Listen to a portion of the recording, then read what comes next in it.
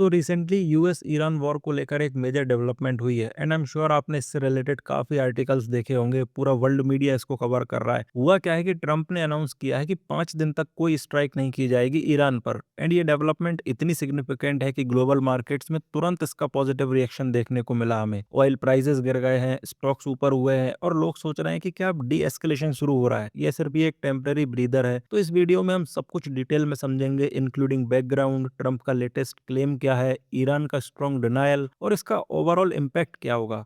But सबसे पहले आप कंटेक्स्ट समझिए। एज यू ऑल नो कि सिंस लेट फरवरी से यूएस और इसराइल ने ईरान पर हेविली मिलिट्री कैंपेन चलाया है। Command centres, missile sites, air defences, naval assets, basically हर एक चीज को टारगेट किया है एंड ईरान ने भी रिटेलिएट किया है ड्रोन्स, मिसाइल्स और प्रॉक्सी ग्रुप्स के थ्रू जो नेबरिंग कंट्रीज, इजरायली सिटीज और यूएस बेसिस तक पहुंचे हैं। अब इस सब के बीच सबसे इंपॉर्टेंट और सबसे बड़ा प्रेशर पॉइंट बन गया स्ट्रेट ऑफ हॉर्मूज। ये नैरो वाटरवे जो पर्सियन गल्फ को अरेबियन सी से कनेक्ट करता है, जहां से वर्ल्ड का almost 20% daily oil supply transit करता है। ईरान ने इसको इफेक्टिवली डिस्टर्ब कर दिया। टैंकर्स ट्रांजिट नहीं कर पा रहे थे प्रॉपरली, इंश्योरेंस प्रीमियम्स एक्सप्लोड हो गए, शिपिंग कंपनीज ये रूट्स अवॉइड कर रही थी, कई कंट्रीज में फ्यूल शॉर्टेजेस देखने को मिल रही है और ग्लोबल ऑयल प्राइसेस ने शार्प स्पाइक मारा जो ऑलरेडी वॉर की वजह से हाई थे। इस सब के बाद सैटरडे नाइट को ट्रंप इन टेंशंस को और पीक पर ले जाते हैं और 48 घंटे का अल्टीमेटम देते हैं, मतलब स्ट्रेट ऑफ हॉर्मूज को फुल्ली रीओपन करो और सेफ पैसेज गारंटी दो, वरना यूएस ईरानियन पावर प्लांट्स और एनर्जी इंफ्रास्ट्रक्चर को डायरेक्टली टारगेट करेगा एंड सबसे बड़े प्लांट्स से शुरू करके ऑब्लिटरेट कर देगा। अब ईरान भी इस पर अग्रेसिव रिस्पॉन्स देता है। रेवोल्यूशनरी गार्ड ने वार्न किया कि अगर हमारे पावर प्लांट से टूटे तो हम भी रीजन के इलेक्ट्रिसिटी ग्रिड्स, हॉस्पिटल्स, सिटीज और क्रिटिकल इंफ्रास्ट्रक्चर को टारगेट करेंगे, इंक्लूडिंग डिसैलिनेशन प्लांट्स जो गल्फ कंट्रीज के ड्रिंकिंग वाटर के लिए बहुत ज्यादा जरूरी है। क्योंकि आप एक बात समझिए, यहाँ नदियां तो है नहीं,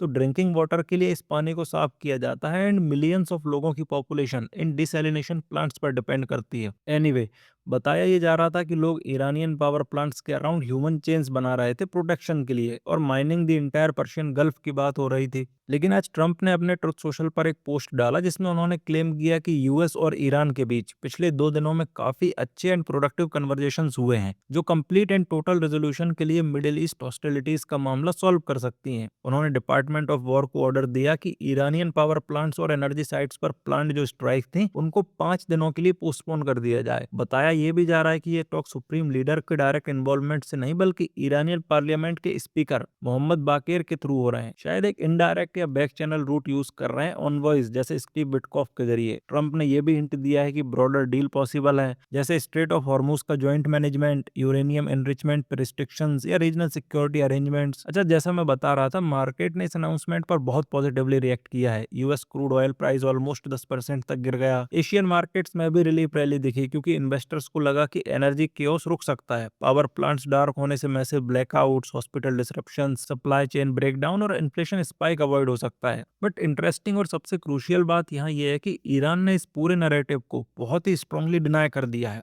फॉरेन मिनिस्ट्री ने स्टेटमेंट दिया, स्टेट अफिलिएटेड मीडिया ने क्लियरली कहा कि तेहरान और वाशिंगटन के बीच कोई डायलॉग नहीं चल रहा है, न डायरेक्ट, न इनडायरेक्ट, न किसी इंटरमीडियरी के थ्रू। और ईरान ने इसको साइकोलॉजिकल वॉरपेयर और मार्केट मैनिपुलेशन बोला है, जो कि सिर्फ ऑयल प्राइसेस कम करने, फाइनेंशियल मार्केट्स को स्टेबलाइज करने और ट्रंप को मिलिट्री प्लान्स के लिए एक्स्ट्रा टाइम बाय करने का अटेम्प्ट कहा है। और देखिए, ये डिनाइल कई हफ्तों से कंसिस्टेंट पोजीशन से मैच करता है। मतलब ईरान का लंबे समय से यही कहना है कि जब तक यूएस इजरायली स्ट्राइक्स और अग्रेशन कंटिन्यू है तब तक कोई बातचीत नहीं होगी। और इस डिनाइल को और ज्यादा सॉलिड बना दिया ईरानियन पार्लियामेंट स्पीकर मोहम्मद बाकेर ने। उन्होंने अपने ट्विटर अकाउंट पर पोस्ट किया कि कोई ऐसी नेगोशिएशंस नहीं हो रही हैं यूएस के साथ, ये सब फेक न्यूज है जो ऑयल मार्केट्स और फाइनेंशियल मार्केट्स को मैनिपुलेट करने के लिए फैलाई जा रही है। इसके अलावा उन्होंने एम्फेसाइज किया कि ईरानियन लीडरशिप यूनाइटेड है और कोई डिवीजन नहीं है, स्पेशली सुप्रीम लीडर लेवल पर तो बिल्कुल भी नहीं। रेवोल्यूशनरी गार्ड ने भी रिपीट किया कि जब तक स्ट्राइक्स चल रही हैं तब तक कोई बातचीत नहीं होगी और अगर पावर प्लांट हिट होते हैं तो फुल रिटेलिएशन होगा, रीजनल इंफ्रास्ट्रक्चर को इरिवर्सिबली डिस्ट्रॉय कर दिया जाएगा। अब देखिए, ये सिचुएशन बहुत कॉम्प्लिकेटेड हो गई है। एक तरफ ट्रंप है जो पॉज अनाउंस करके शायद डिप्लोमेसी का रास्ता खोल रहे हैं, दूसरी दूसरी तरफ ईरान का डिनायल एब्सोल्यूट और मल्टी लेवल है। Foreign ministry, state media, revolutionary guard और पार्लियामेंट स्पीकर का डायरेक्ट ट्वीट, मतलब सब यूनाइटेड है कि कोई भी टॉक्स नहीं चल रही है। ये सब प्लॉय है प्रेशर कम करने और वर्ल्ड ओपिनियन मैनेज करने का, स्पेशली जब वॉर में कैजुअलिटीज, मिसाइल एक्सचेंजेस और regional fall out already heavy हो चुके हैं। स्पीकर के ट्वीट ने इस कॉन्ट्रडिक्शन को और ज्यादा हाईलाइट कर दिया है, क्योंकि रिपोर्ट्स में स्पेसिफिकली उनका नाम आया था चैनल के रूप में। आई मीन ओवरऑल ये दोनों तरफ से कॉन्ट्रडिक्टरी स्टेटमेंट्स आ रहे हैं जो बिल्कुल मैच नहीं करते, और पूरा वर्ल्ड देख रहा है और जानना चाहता है कि असल में बैक चैनल पर चल क्या रहा है। क्या ये सिर्फ पब्लिक पोस्चरिंग है या सच में कोई बातचीत हो रही है? जो भी हो, बट आई थिंक ये 5 दिन का जो पॉज हुआ है, ये शायद जेन्युइन डिस्कशंस का स्पेस बन सके, या सिर्फ टेम्पररी रिलीफ जो मार्केट्स को सपोर्ट करे और दोनों साइड्स को पेस सेविंग टाइम दे। लेकिन अगेन फिलहाल सब कुछ बहुत फ्रेजाइल है।